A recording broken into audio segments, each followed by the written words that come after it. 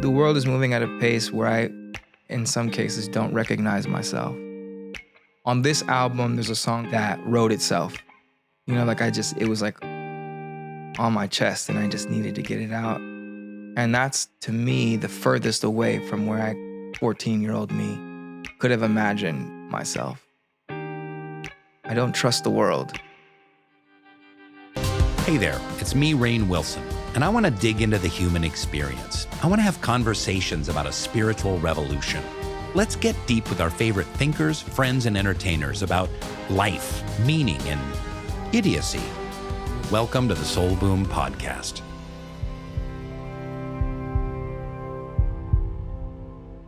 Hey folks, time to keep the lights on. Thank you so much to our amazing sponsors, Remarkable, Miracle Made, Grow Therapy, and Green Chef. More on them later, but check the links on the screen or in the show notes now for discounts, promo codes, and more. On to the show. Like, man, to build a character that is so iconic, you know what I mean? And just Go on, Miguel. Go ahead. Keep going. It just means that there's like a lot. There's a lot there that you can. So is it something that you're like, when you do it once, like, you're like, I got that, I'm good, and I wanted, or are you into developing characters, or did it just so happen? Yeah, I mean, I would love to do another comedy, but I don't want to do a mockumentary. Number one, because that would be weird, and a lot of people are doing a lot of mockumentaries these days. Do you ever do any acting? Yeah. Just a little bit, and only dramatic, on a professional level, only dramatic, like once. Mm-hmm. I did a film called Live by Night with Ben Affleck. It was directed by Ben. Zoe Saldana's in it. The cast is crazy. So it was. I got to check that out. It's who'd you play? Film. I played a Cuban nationalist that was essentially the relative of Zoe Saldana's character. And he's kind of like an artist at heart, and he's a photographer, and he has this bar where people come and they dance, and it's kind of a central location in the film. Was it a good part? Did you have much to do, or? Yeah, there's a few little moments. It was really good. It was a great experience, I think, being around all those actors. And also, you should do more, man. Yeah, I'd love to. To. Maybe after this is pretty demanding. You're pretty easy on the eyes. Yeah, I appreciate it. I gotta say. It's just been an honor and pleasure to getting to know you and your work. Look at me, R&B I knew you were an R&B head. As soon as I was like, he definitely knows. I started with Luther Vandross and moved up from there. No, for real. Dungeons and Dragons chess team kid, not R&B thing. But but you're not just R&B does not do you justice at all. Valid. I mean, you had those silky tones early on, kind of in that. But getting to know your work, over the last several days and listening to it, it's like you're sampling stuff that's like raw. It's like, oh, here's some Nirvana. Oh, that's Radiohead. Yeah. Oh, this is Frank Ocean. Oh, this is, Mac Miller. Everything is just mixed up. Like, what do you call what you do? It's definitely rooted in soul. Mm-hmm. I think soul music and rock and roll are at the core always. And I think historically, just knowing how the genres have evolved, rock and roll is at the core of it. Rhythm and blues is at the core of all of modern music. It's really stemming from rhythm and blues, rock and roll. And I would say I'm a rhythm and blues artist at the core. Okay. I definitely have a lot of alternative influence growing up in the 90s. And so you called some of them out. I grew up on the West Coast as well. So late 80s into the early 90s, Los Angeles is, going through a lot of gang war. I didn't realize I was going to be burping this much on your show. We welcome all your flatulence at Soul Boom. That's what the boom means. Talk about an alternative R&B artist. Came on with Soul Burp. I grew up right in the middle of a lot of like tension between blacks and Mexicans in Los Angeles. At the time, the two largest gangs in Los Angeles were the Crips and the Bloods. San Pedro was a stronghold for Crips. And my father and my mother are from Inglewood, which is a stronghold for Bloods. And I grew up in both cities going back and forth. So not only was there a lot of tension between or did I experience a lot of adversity because I was Black and Mexican? I also experienced adversity because I was going back and forth between cities that had opposing, they were complete rivals. And that means my relationships, my friendships, and all that they kind of were contentious. They became contentious.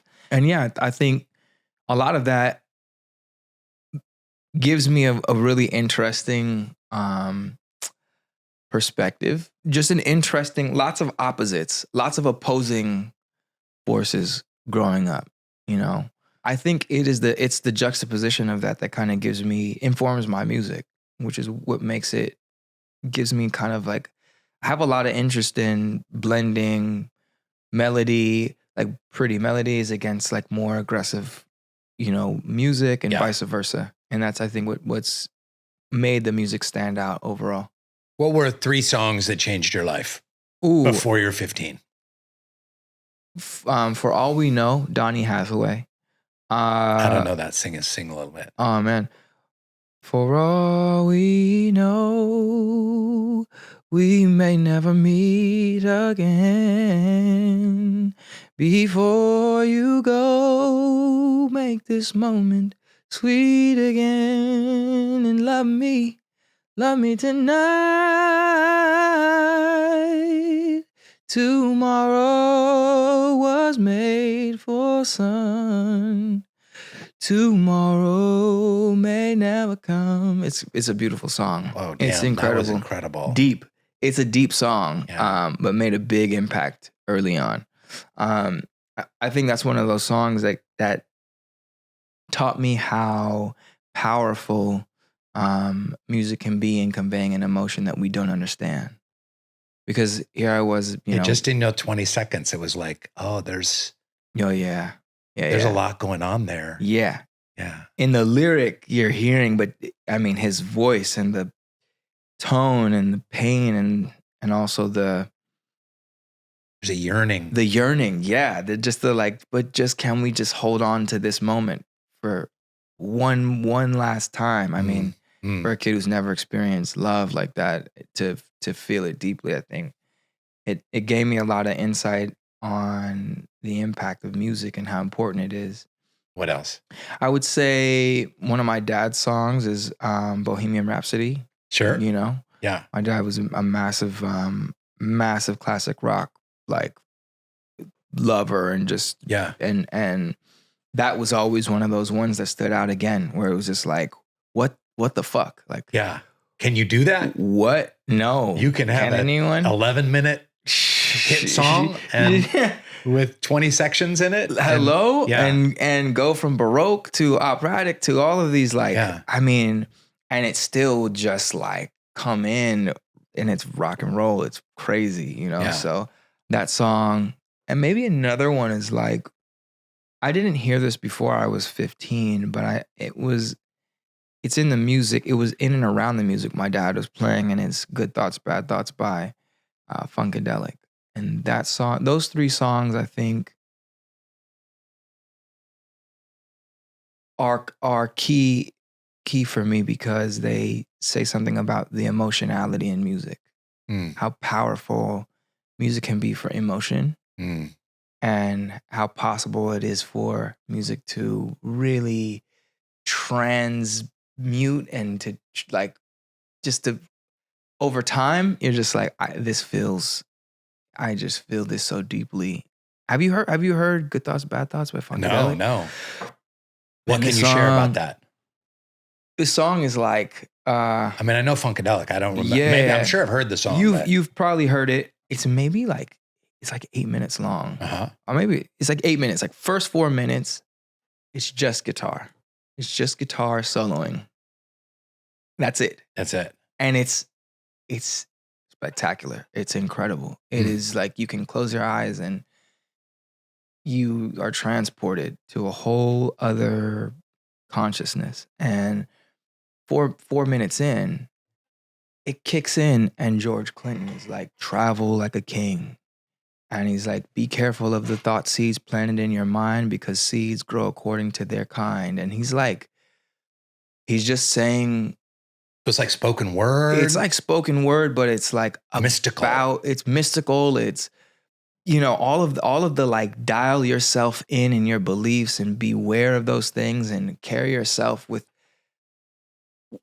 consciousness. It's a very conscious song. And I mean, I know enough about the show and how, metaphysics play into the journeys, everyone's journeys, and it's a metaphysics kind of song, but. So that sparked for you like, music can be so much more. So you talked about emotion. Yes. But then mystical messaging. Yeah. It's like your beliefs in life and what this experience is about. And that's amazing. I want to hear your late 90s, early aughts playlist. Man. That would be. I did put one together. I'll send it to you. Is that on Spotify? Yeah. There's some good ones on there. Man. Some bangers. Yeah, that's some great. bangers. Yeah. It's kind of embarrassing to admit, but these days my brain feels like 27 browser tabs have been left open between emails, texts, and notifications. My focus is essentially an endangered species. And that is why I truly love Remarkable. It's the rare screen that actually helps me unplug. A distraction-free paper tablet that feels like I'm writing on real paper. There's no social media, there's no pings, no nonsense, just pure focus. It's where I write down notes for my books, I jot down soul boom ideas, I organize my goals. It's ultra thin, beautifully designed, has up to 2 weeks of battery life, and it keeps everything organized, all your notes and projects in one peaceful place. And with the holidays upon us, it's honestly the perfect gift for anyone who could use less noise and more clarity. A busy parent, a creative friend, or maybe even yourself. Give the gift of being present. Find the perfect distraction-free paper tablet at remarkable.com. I'll be honest, I don't love laundry. So when I found out that Miracle Made sheets stay cleaner and fresher up to 3 times longer, thanks to their silver-infused technology, I thought, finally, science is working on the right cause. They're insanely soft, they keep your body at the right temperature, and they make your bed feel like an Airbnb that actually washes the linens. Miracle Made sheets are made with NASA-inspired technology, which is great because I personally like to sweat at rocket launch level. These silver-infused sheets keep your body at the perfect temperature so you actually wake up rested, not rebooting. So upgrade your sleep or give the gift of better rest. Go to trymiracle.com/soulboom to try Miracle Made sheets today. You'll save over 40%. And when you use promo code SOULBOOM, you'll get an extra 20% off plus a free 3-piece towel set. They make an amazing gift, and with a 30-day money-back guarantee, there's no risk. That's trymiracle.com/soulboom. Use the code SOULBOOM at checkout.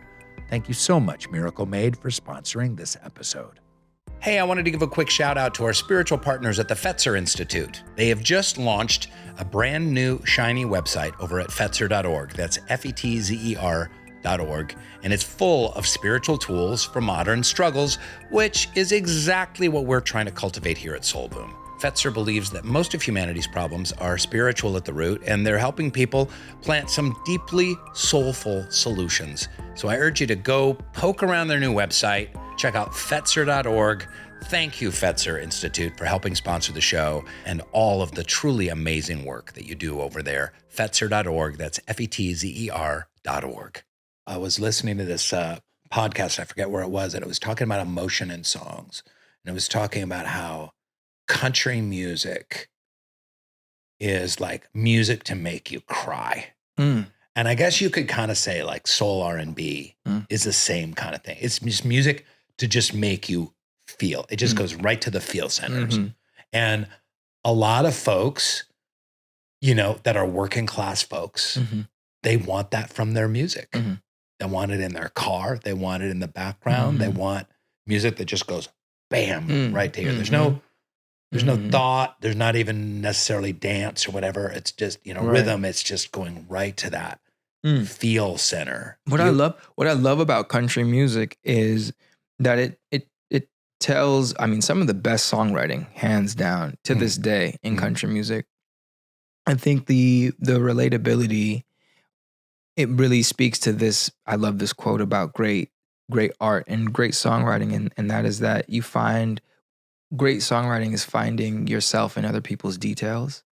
Oh, that's great. I think country music has always done really good at find yourself in the details. It's like, exactly the truck they're talking about. And it's all very real here, even when you go back to like Dolly Parton and you're like listening to, what's the working song? Oh my gosh. 9 to 5? 9 to 5. Yeah. I mean, you can hear every detail. And you're like, I know that, boss, and I know this. And it's like, give me a couple coffee, a couple Joe. And you're like, let me wake up. And you're hearing the details and you're seeing it, and it's It may not be exact to what your experience is, but you relate completely. Yeah. Yeah. And the same of like, she broke up with me in my truck. Like it may not have been your truck or the same woman, but we've all been broken up with in a car before, and we know what that feels like. Right? Let me get into the car and let me just get a ride. Or like Take It Easy by the Eagles. Like, take it easy. Like, that's still, that's in that. It's right on the cusp of that, but finding yourself in the details. Did you ever feel like there's a spiritual connection here? Did you ever feel like, what role did God or a higher power or the Holy Spirit or some kind of like muse inspiration come? Were you ever writing songs and like tapped into something there, felt like there is a source, there's an essence, there's a power that so many artists talk about? Like they're not writing it. They're just like, it's like transcribing it from the ether. Well, I think all of us, when you give yourself to a practice, and you spend your time just studying and just really practicing and really rehearsing and working and like dialing your ability in to get to that moment where in that thing that you're doing, you're able to get out of the way, and all of the work is there to support the thing coming through. I think that's what I'm doing a shitty job at explaining this. No. I think what you're saying is like you work on a discipline, and you have technique, and you hone it, and you study your craft, and then technique, discipline, craft, you're working it so that something can get channeled. Yes. If you don't have discipline, craft, and a system, you can't access. Yeah. You wouldn't be able to deal with all of the pressure around making that moment true and real, because there is pressure, and it doesn't mean that one of my favorite quotes is, it doesn't get easier, you just get stronger. The world doesn't get any lighter. Your shoulders just become more broad or more, you're more stable. And in the same way, in creative process, I think whether you're on camera as an actor or you're in the studio or on stage as a musician or actor, whatever it is, all of your discipline, that's the perfect word, right, is really for you to be able to deal with all of that pressure and still deliver the emotionality. Because I think that's what real art, and why real art is and will always be relevant. Real art gives us emotion, and emotion is human. And that's the part that makes it special. That's why 15-year-old or 14-year-old can go listen to Donny Hathaway, never experience love or loss or yearning, and feel it so deeply. Or why we can go stand in front of a painting and be from a completely different walk of life and find ourselves in the details, the emotionality, the discipline that was given to be in the moment of the pressure and to deliver the greater thing, that like thing that holds us together. I think Have you had moments in songwriting where you've felt something transcendent in that process? And do you remember any specific ones? The ones that are the best are the ones that I don't remember. Okay. They just sort of happen. There's a couple times, there's a song called Adorn on my second album. Big hits, yeah. That one was it just happened. Just came. That thing just happened. Yeah. On this album, there's a song called Nearsight that wrote itself. It's Nearsight, S-I... Oh, yeah, slow it down. Yeah, S-I-D. Yeah, that was my favorite song on that. Thanks, man. That song was great. Thank you. That one very much felt like it was just, maybe it was like a prayer that I was like holding. It was like on my chest, and I just needed to get it out. And tell us about that song, because it's on your new album. What was that? What's the story there? What's the lyric? What's What's the prayer behind it? The prayer is like, I pray I could make peace with the past because tomorrow comes way too fast. But the whole thing is like, the world is moving at a pace where I, in some cases, don't recognize myself. The opening line is, I have stock now in a gun. And that's, to me, the furthest away from where 14-year-old me could have imagined myself. And that's kind of just saying like, okay, well, I've kind of done I've kind of both become, in my mind, is like stockholder people who had tremendous amounts of money and these kinds of things. And so it's really me saying is like, I've kind of like achieved the things that I wanted, but now I have a gun too. It's like, so I've also become a little, I don't trust the world. Do you have a gun? I do. I have several. You got several guns? Yeah, hell yeah. Self-defense? Maybe because I've always liked guns. Okay. But yeah, also self-defense. You don't seem like a gun toter. I know, me. Right? Right? Yeah. But it's the world we live in. And you talk about juxtaposition. It's the world we live in. Yeah. Like, this is not a game. People are crazy. And I think also over COVID, seeing how people were going crazy for toilet paper, I was like, nah, let it be food. Let it be food.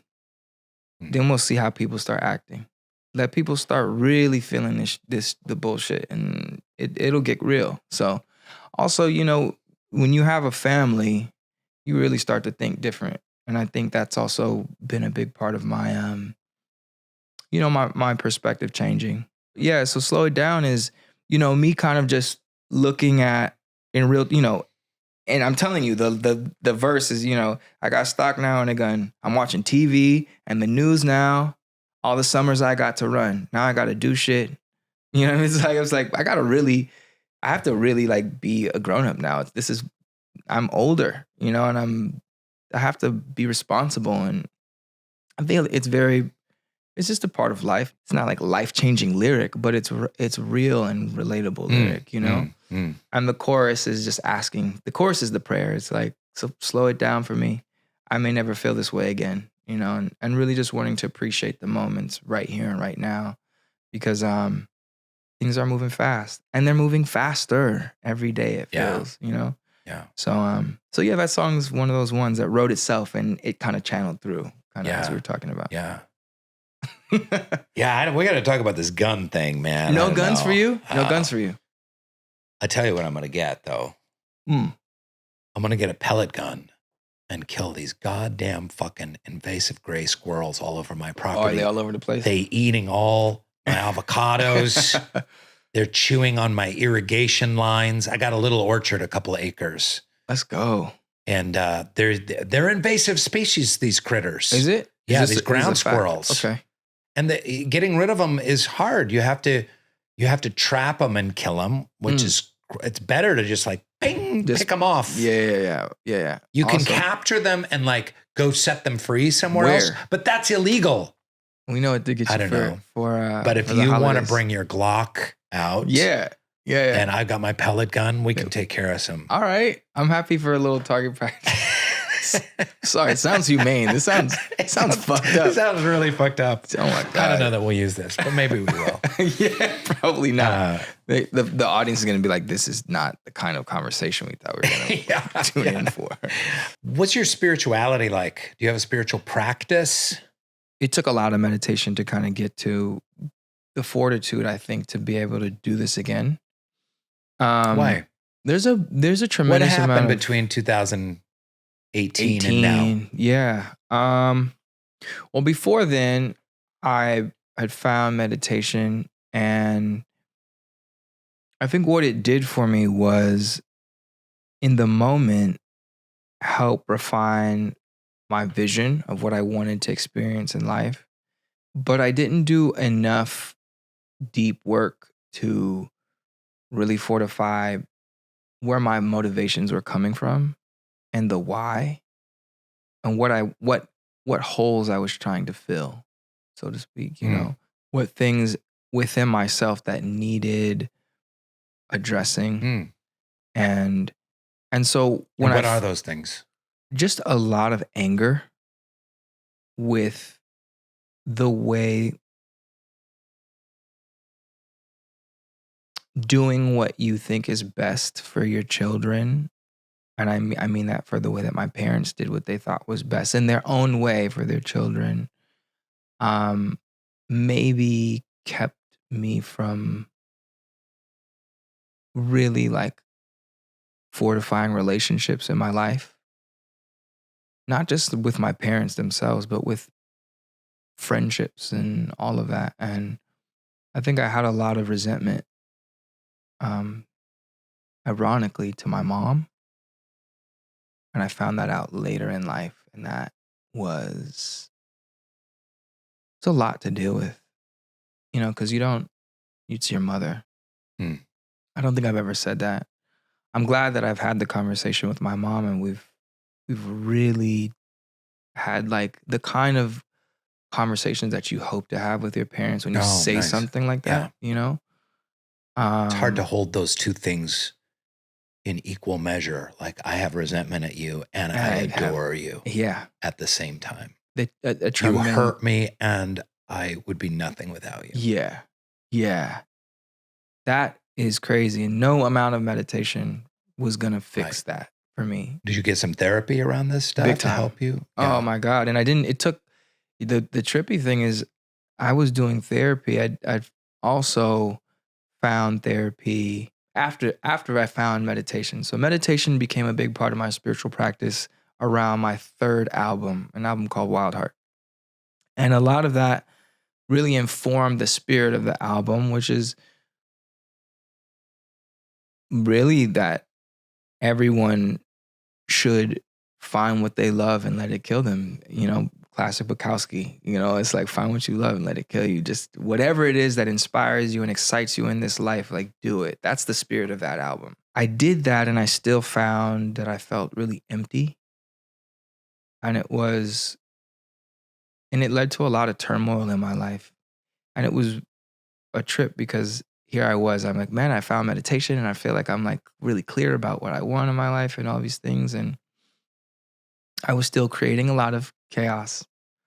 And so it took some going back to the drawing board. And so I said, okay, well, let me find a therapist and really get to that work. And man, between that and then the following album, which was probably another 2 years or something like that, all the way to now, it's only been within maybe the past year, but I've really been able to have the conversation or even realize that I had resentment with my mother. What's the nature of the resentment? What can you share? This is really deep. This is kind of crazy. Hey folks, I have learned something after years of therapy. Decades of therapy? Healing isn't about fixing yourself. It's about learning to name your pain, sit with it, and slowly find meaning in it. And turns out that's what true growth really looks like. And that's why I love what Grow Therapy is doing. They make it easier to start or to start again with thousands of independent licensed therapists across the United States. You can search by what matters most to you: insurance, specialty, identity, or availability, and book in as little as 2 days. And Grow makes it simple to check your insurance coverage up front so you know what to expect before you begin. Whatever challenges you're facing, Grow Therapy is here to help. Sessions average about $21 with insurance, and for some, you pay as little as $0, depending on their plan. Visit growtherapy.com/soulboom today to get started. That's growtherapy.com/soulboom. growtherapy.com/soulboom. Availability and coverage vary by state and insurance plan. I love the fall, the season, not the fall of civilization. The air gets crisp, the leaves do their big costume change, and my sweaters do their best to hide my past choices. But that's okay, because I can hit reset with Green Chef, the #1 meal kit for clean eating. Their new Heat and Eat meals are ready in minutes. With over 80 dietitian-approved options each week, you'll find something you love. Pick from Mediterranean, my personal fave, gluten-free, plant-based, protein-heavy, even gut and brain health and calorie-smart choices too, all flexible and week to week. Make your fall the healthiest yet with Green Chef. Head to greenchef.com/50soulboom. Use the code 50soulboom, 50soulboom, to get 50% off your first month. Then 20% off for 2 months with free shipping. That's code 50soulboom at greenchef.com/50 Soul Boom, Green Chef. It comes from her doing the best that she could to protect me from a world she knew that was dangerous. And through that, it came sometimes at the cost of my relationship with my father, because it was about time. Because the religion, Jehovah's Witness, became paramount to me as a child. And when you're a child, you're moldable, and I think the principles were all valid. So don't get me wrong. I'm not mentioning this with any critique. There's no critique, but I think as impressionable as I was, when it became, whether it was I was going to go to a church thing, or a big church thing, or it was time to see my father, there were times where I went to the church thing because I was being told how important it was, and that God wanted it, and and he's more important, and these kinds of things. There's salvation attached to it. There's a whole, and I learned. Was it ever like, oh, your dad's gonna go to hell? No, not like that. It was more like, more when it came to that, it was more about doing the right things would be the example that could move him in the direction to find God the way that he should, kind of thing. Where it really impacted in terms of resentment was this always feeling it was one or the other, and being judged from a very early age was a lot. And so when I found that out, that I was like, oh, I have a lot of this pressure that I put on myself and all these things, a lot of it comes from always feeling judged, which kind of comes from the religion, which kind of comes from it's like a deep thing, And was there any judgment attached to the music that you were making? Because a lot of music you're making is sexual. Can you imagine? It's, sensual. I think my beginnings as a musician, my professional music career or whatever, was probably me. That was when I had first left. Okay. And I was like, I'm going to do what I want to do. Okay. And it was very much striking out against. Yeah. There's an act of rebellion there. Yeah, definitely an act of rebellion. But it's taken me all this time to kind of come to the realization that a lot of it's been about resentment for the time I didn't get to build my relationship with my father. And maybe times where I wanted to build friendships that I couldn't because they were with people that weren't a part of the religion, and how that may have made building relationships in my life now more challenging. But all of that's to say, it took some work, So my spiritual practice, actually, it was the beginning of a journey that needed to happen about my personal me. Because I feel maybe I've always been spiritually connected. I think my spiritual practice was always there, and I still feel very aware of my need to be in touch with my spirituality.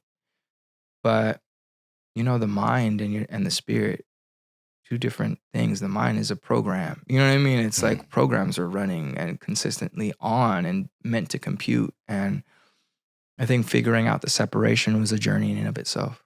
Hollywood is a crazy business in so many ways. And it's all about ego, narcissism, popularity, one-upsmanship, like how hot you are and, comparing yourself to others and what's castable and how bankable you are. And, this runs through everything, and that will just fuck with your mind, spirit, soul, self-esteem, all of it. And it tends to really bring out the very worst in people. Say that. How is that the music world is rough, but then it's got to also be in the R&B world that you're in too. Like how'd you navigate that? How do you navigate that? That's that 8 years that we were talking about. I mean, that's the big going away or like staying away. I don't know that I there was a point where I didn't want to do it anymore. I definitely didn't want to do the business part of being an artist, because it just does. It puts you in that you're constantly like, okay, is my shit as big as this now? And you're kind of like, it's hard not to see what's going on. And, you know, people, when you go away, you also don't have momentum, you know, and it's, for some people can go away and come back and it's like, there's all kinds of like anticipation and all these kinds of things. And for me, it's been such a blessing to see who has been there. But it's certainly not like I just got up and everyone was like, oh shit, where have you been? We've been waiting for you. Let's go. It's been let's remind them and let's do the thing and like, let's go to the and we got to get up and go do this thing. And like, oh. But I'm interested in that dark point. Like, how low does that get? 2019, 2020. Valid. The self-esteem part is the part that felt like I didn't want to come back and risk putting my esteem in the success of my work. I know for me, like, it's apples to oranges here, but I know a lot for me, like so much of my self-esteem way in a toxic manner came way too much by how much I was desired by Hollywood. Probably. If I was cast, if I was paid money, if I was desired, I felt good about myself. And if I wasn't, and if I was ignored, then I felt like shit. That is the exact way that I was beginning. I had inadvertently been trading my esteem, my personal self-esteem, for the approval, the desirability of the work. And it was almost like it was being siphoned without me knowing, you know, I wasn't realizing that I was handing it over, handing my own view of myself to the success of my work. I'm happy that I can come in and go, you know, I don't have this part figured out. Yeah. It also keeps me really vigilant, you know, and it makes me paying more attention to things.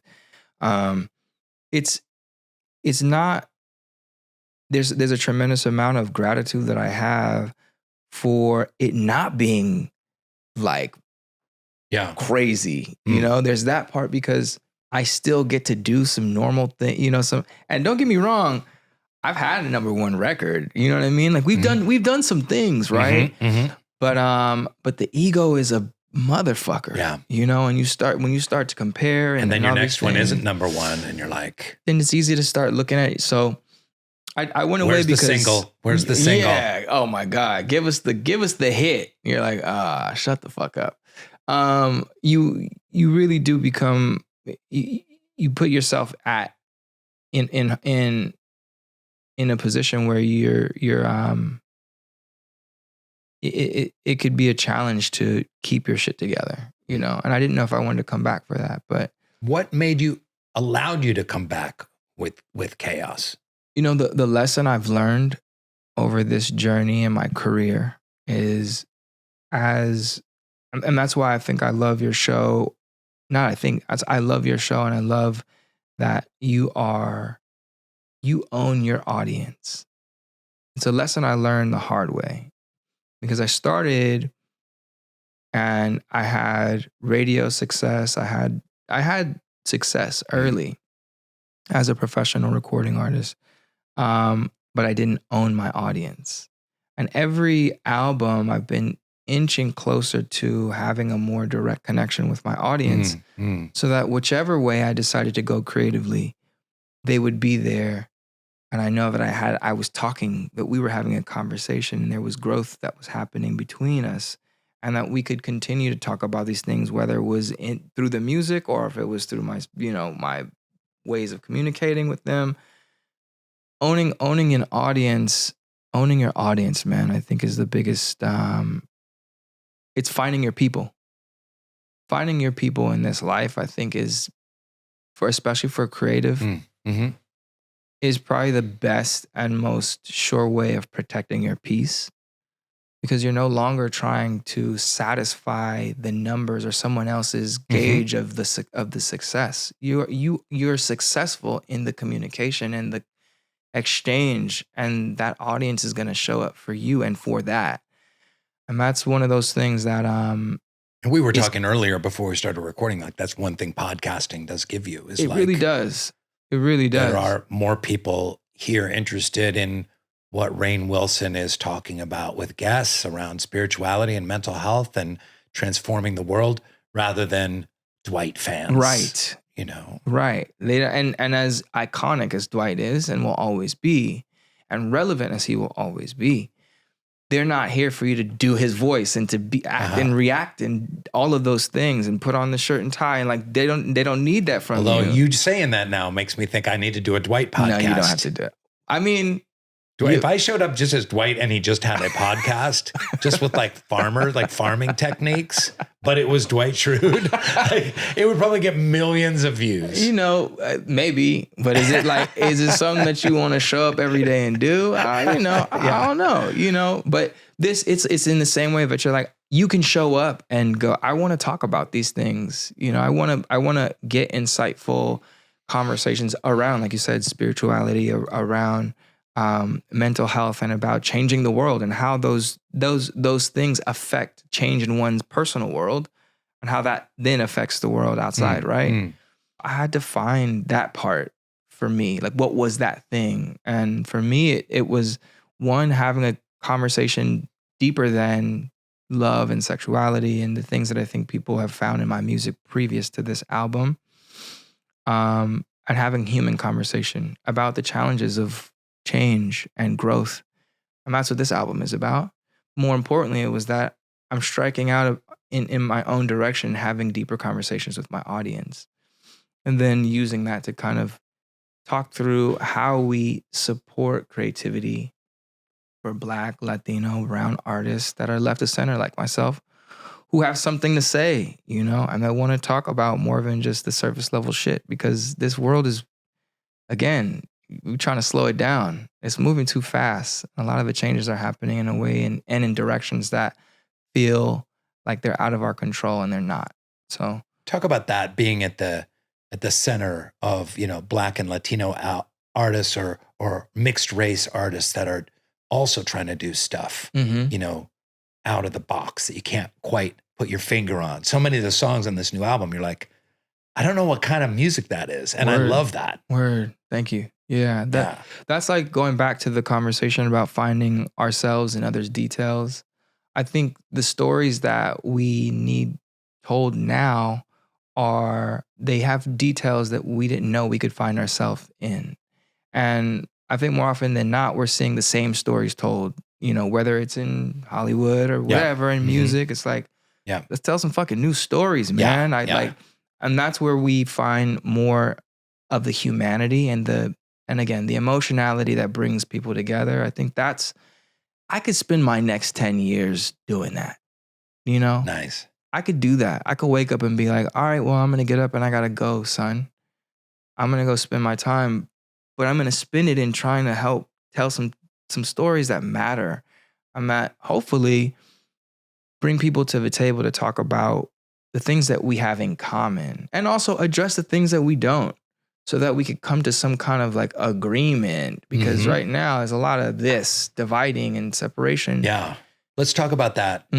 Let's start with Bad Bunny and this whole Super Bowl thing. Ooh, let's talk about it. Yeah. What do you think anyone's tuning in for that alternative all-American oh my God, with version? Lee Greenwood, God Bless the USA concert or something? Like, give me a break. Are you kidding? They're going to tune in for Bad Bunny. What's happening in our country right now? What happened to this? E pluribus unum. What happened to the melting pot?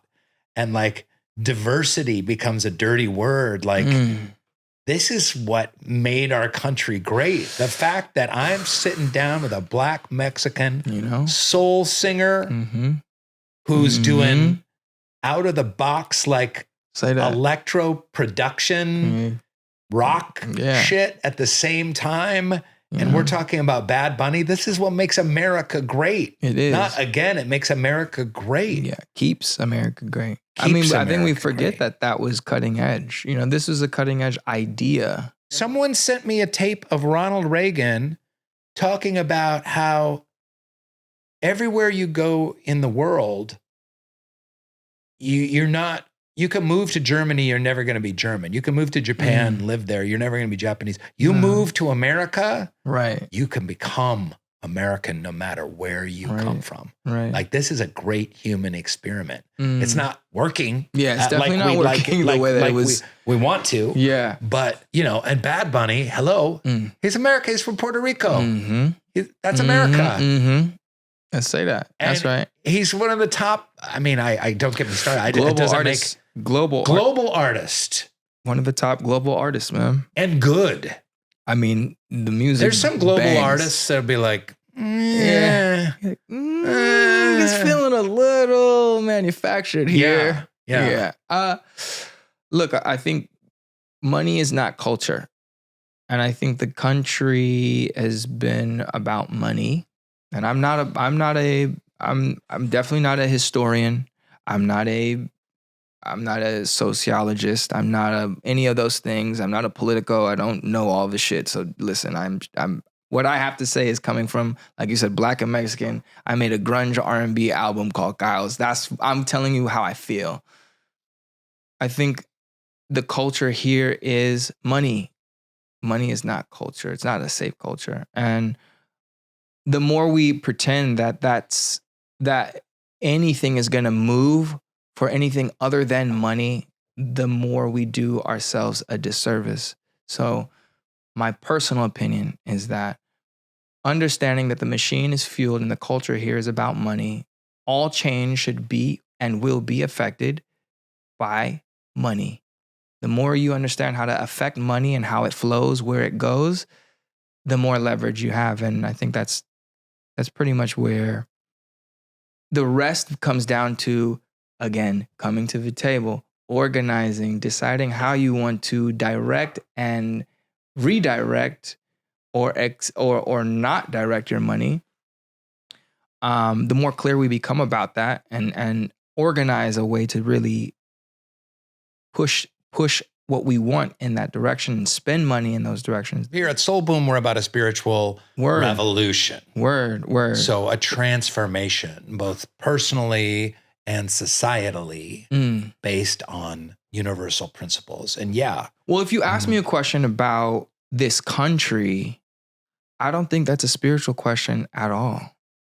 But if you're talking about transformation, I'm not a spiritual guru, but what I do know is that over the past 8 years, what I've done in terms of getting myself together has changed and transformed my life more than any successful song or album that I've put out in the past. I know that my relationships across the board, with my mother, with my father, with my friends, all of my relationships are so much more impactful and fruitful and supportive and clear than they've ever been. So I think I have a very small role in what requires a lot of effort, a lot of spiritual effort. And I think that has to do with individuals getting in line and getting, it's like as within, so without, as above, so below kind of vibe, Your previous guests too, I think have all spoken to getting their shit together in their turmoil, and going through these challenging times where they're clarified who they are and having to do it against odds. I mean, I know I didn't realize that like you had been through, your bout with addiction in certain instances in life. And we could have never imagined that. I would have never known that looking at you.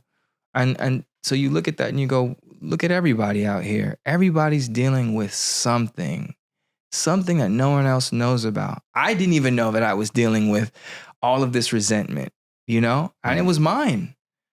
And so I say all that to say that I think it's more about really clarifying in the chaos who we are and what we want and how we want to feel, and figuring out what's blocking that, and doing the work. It's just hard work. It's hard work. It's hard work, but I think to tie this all together, I think you do the work, whether it's mental health, addiction, therapy, finding your balance in this incredibly chaotic world so that you can affect positive change in the world and reduce the suffering of others.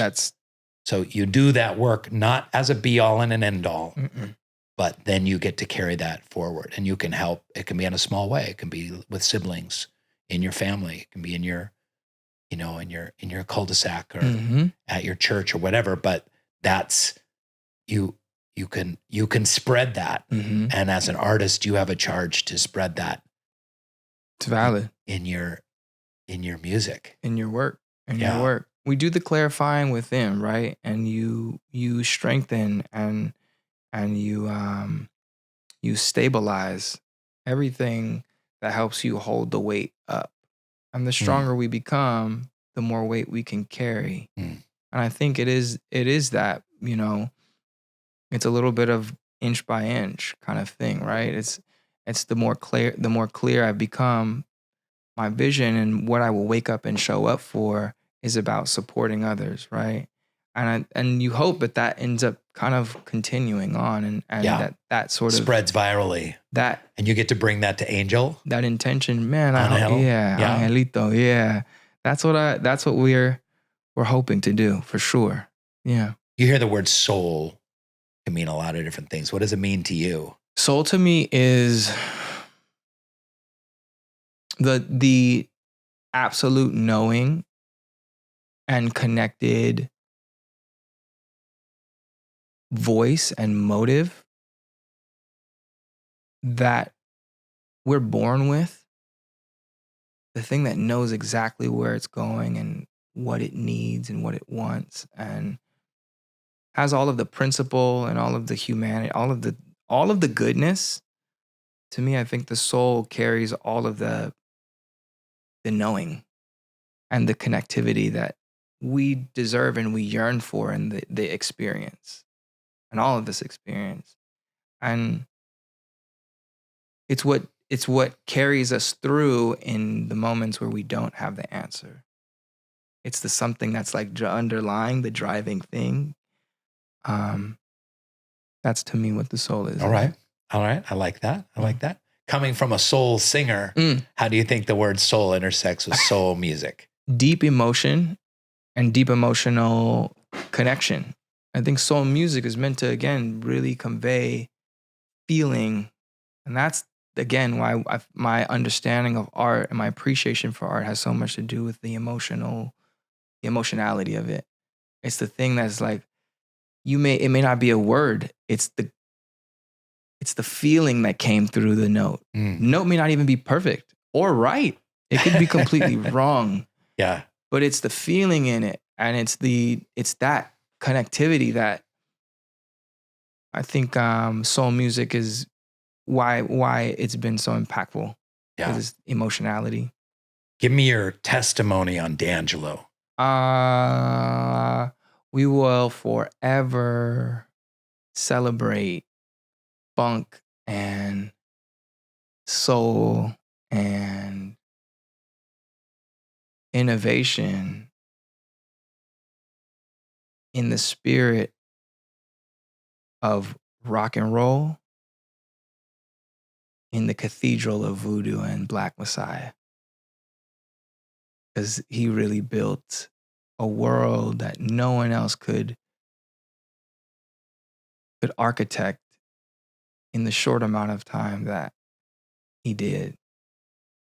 And he did it so uniquely and so profoundly that the loss, I think, is one we won't be able to understand for a long time.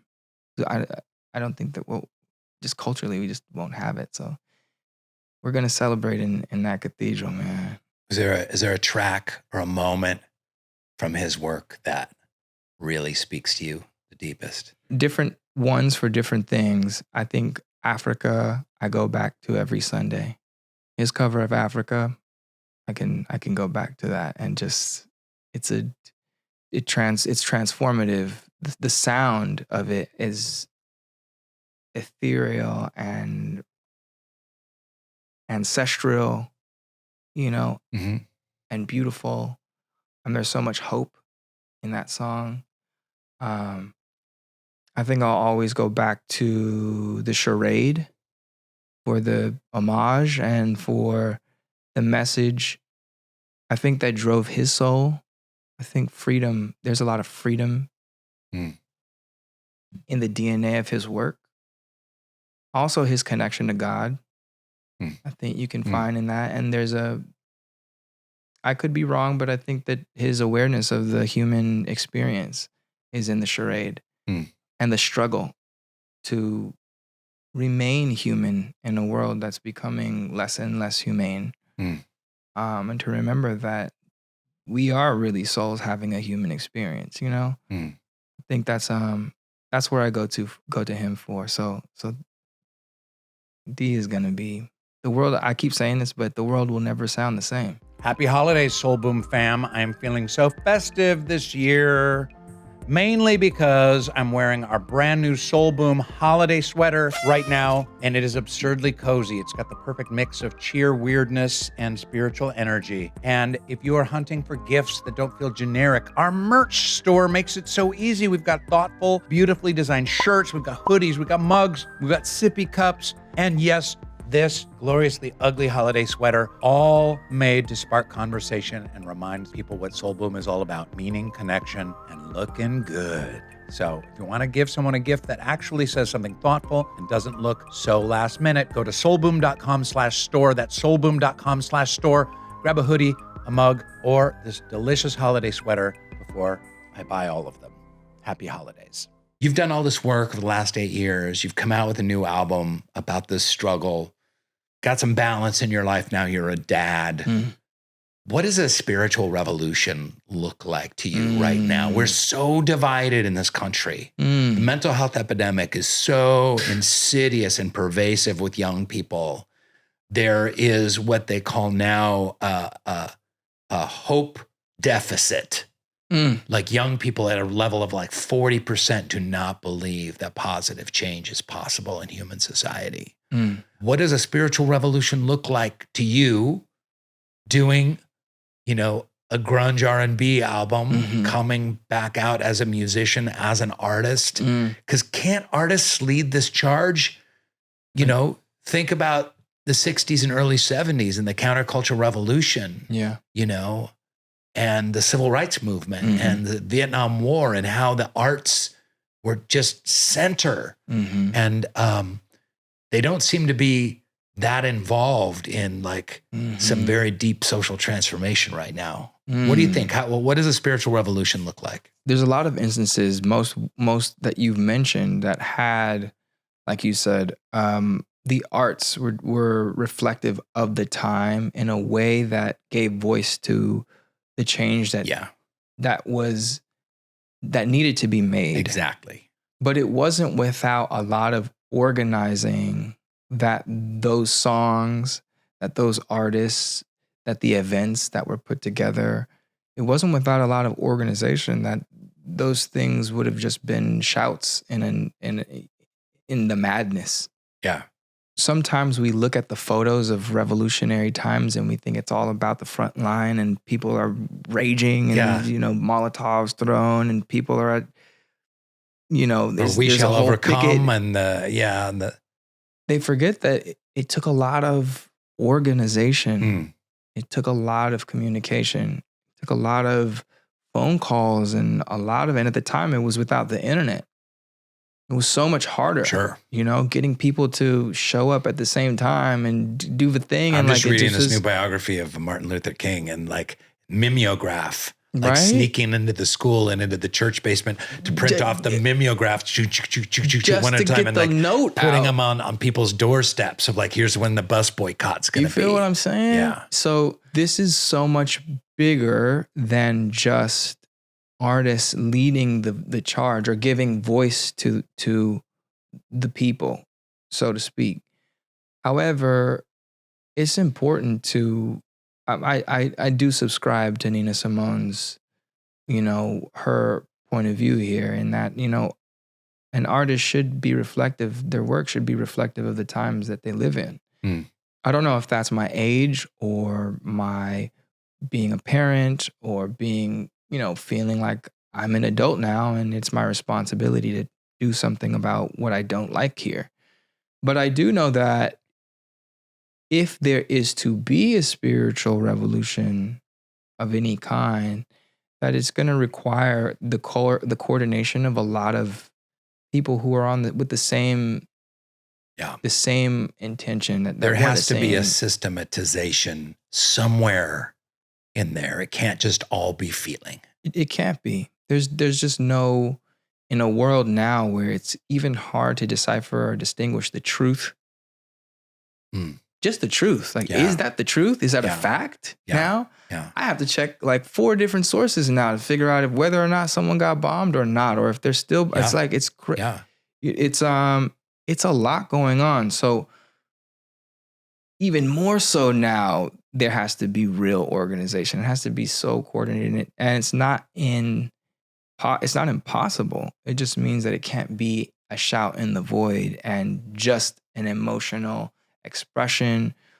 It has to be with real holistic consideration. And I think if it's going to be done here, there's a tremendous amount of money involved. So I don't know. I don't know if this is my own perspective, man. I don't know if this country in and of itself is the place primed for a spiritual revolution. And why does it have to be? It may need to happen someplace else. It may. Import it. You know what I'm saying? Again, my thing is, I look at this thing and the last thing this country cares about is spirituality. They use spirituality and wield it when it's for their cause. But in a lot of the ways that it is actioned in policy, in spending, don't reflect a spiritual consideration. Not at all. So I say all that to say, I don't know. I definitely don't have an answer on what it would take for a spiritual revolution. But what I will say is that music and art are spiritual practice. There is spirituality in the work. And I'm so happy to be able to have a small effect on bringing people together. We see it at shows. I think that's why we love going to festivals and feeling music and going to see great art and going to a great film or watching a great show. It brings people together. I do think that there's validity in saying that art can have a big impact on bringing people together in the way that we should be at this point. Putting that into practice on this album is one of the most, I'm the most proud of doing that on this album. But I'm also extremely aware now of how much more it needs to be done.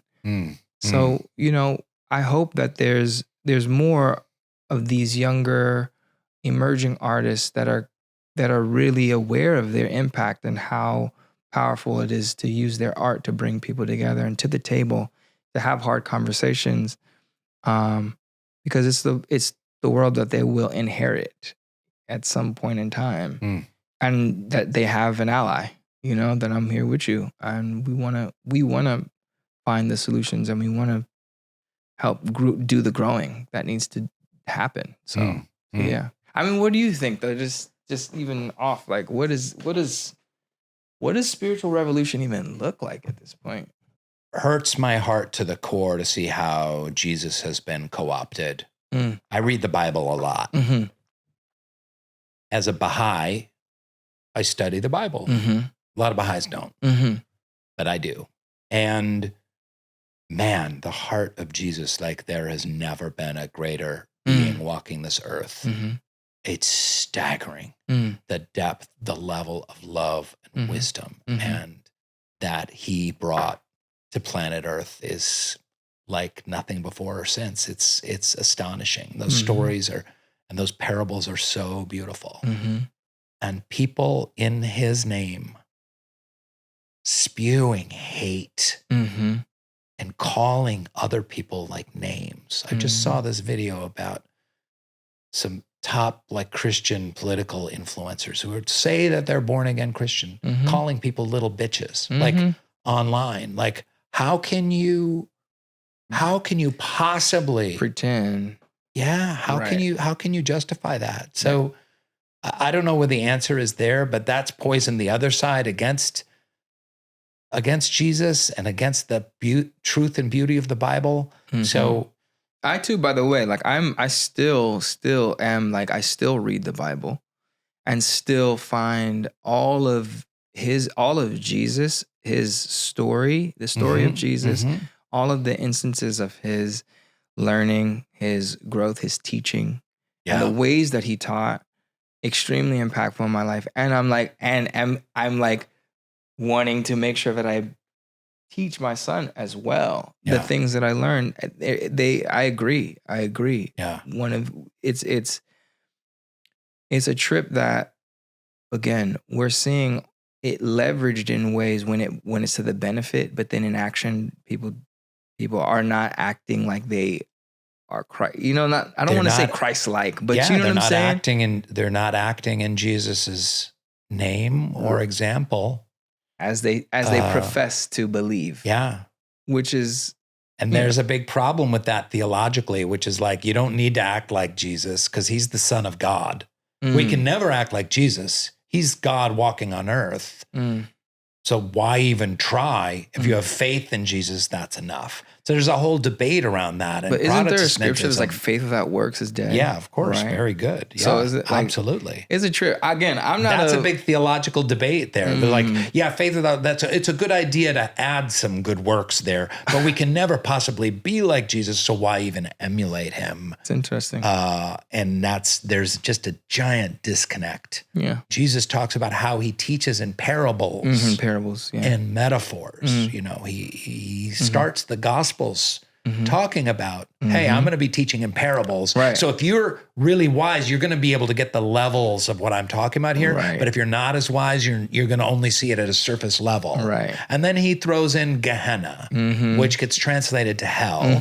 Hell is an old Germanic word for like it's a very like Viking kind of evil place, but the word hell is not in the ancient Greek or Aramaic. And he talks about Gehenna, which is where they used to burn the garbage. Right. And it also has other. There also a word like Sheol? Sheol, Sheol, like kind of like that. Yeah, it's very similar. Right, right. And Sheol is Old Testament for the place you go when you die. That's all. Right. And this got translated into like into hell. Disbelievers, unbelievers, people who masturbate are going to this place where for all eternity they're going to burn in hell. I'm going to hell. Shit. See, there's our clip. Right. He's like, Miguel masturbates. That's it. That's the whole, clickbait. They're laughing. They're like, that's it. That's our slang. There's your headline right there. Complex. Yeah, there we go. But, it's so obviously a parable about suffering and disconnection from the divine is like being in Gehenna where the garbage is burned. And then hell is used for centuries to kind of leverage fear. And it's like it's going exactly against the spirit of Jesus's teachings. It makes zero sense whatsoever to be talking about a loving God and then a place where billions of people for eternity are going to be tortured. What kind of asshole does that? I certainly don't want to believe in that God. Doesn't seem indicative of a kind, loving. That's just an example. Right? I don't know. I think it's finding points of commonality together. Like I do a lot of work in environment stuff, and for the left, the environment is, we need to, global warming is going to kill diversity of species and is going to hurt the planet for Angel, and our offspring, and we need to pass legislation to fix that. From the political right, it might be like stewardship of the land or being conservative is like conservation. Right. Like, let's conserve it, but let's be stewards of the Lord, of the Lord's beautiful creation here. Right. It's not extracting resources out of it, but stewarding it and conserving it. There's ways to kind of find language, but you can't use the word climate. It's really triggering to people on the right. You say the word climate, it's like DEI. You know, they'll blow a gasket. So how do you find commonality? We've got to find commonality here around issues that we can all get behind without the rhetoric, huh? Without get past it. So you need a country music R&B music festival. It's coming. Rainn Wilson and Miguel shooting squirrels. They never knew that it was like something they should tune into. That's the next podcast. Yep. We just go shoot squirrels and we just squirrel shooting. Brought to you by Soul Boom. They're all shooting. It's going to be called Shooting the Shit with Rainn Wilson and Miguel. Yeah. Thanks, brother. Thank you so much. Thanks, brother. The Soul Boom Podcast. Subscribe now on YouTube, Spotify, Apple Podcasts, and wherever else you get your stupid podcasts.